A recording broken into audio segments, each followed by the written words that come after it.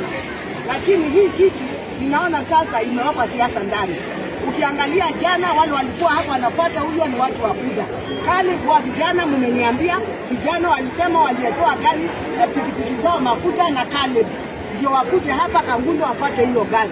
Walipomaliza kuongea vile aliongea na huyo Anastasia huyo hapo kamama, alipomaliza kuongea wakapatia vijana 20, umeniambia wakapatiwa 20,000, wakapatiwa 20,000 ya kuweka hizo pikipiki nini mafuta. Kama nyinyi mnafikiria number 1 kutumia watoto wa watu ni vibaya sana.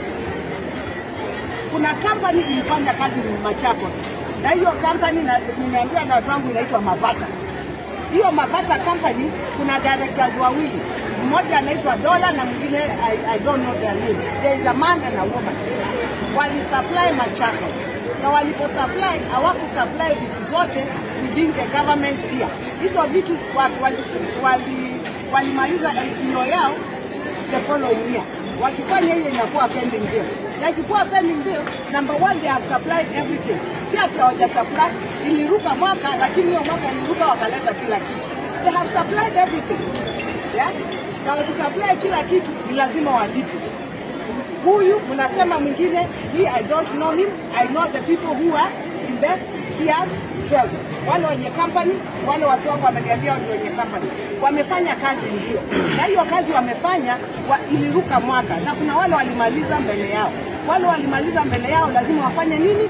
Walipe. Ndio hata hawako mbali kulipwa. Hiyo kelele mingi hata sijui nini. Mimi nashangaa. Wengine hapa wanaume hata hawana akili. Let me tell you, I find them very stupid. Because why? Why are you using people's children? Mbona unatumia watoto wa watu vibaya? Mnatumia watoto wa watu kwenda kuongea hapa na hapa kufanya siasa on your behalf. Why are you?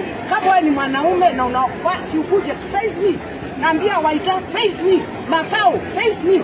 Caleb face me. Kama if you're man enough, come and face me. Don't use other people's children. Mimi si waogopi na kuna mali mnaanza kunipeleka but don't use other people's children. Hao watoto mnawaribia biashara hata amfikirii nyinyi.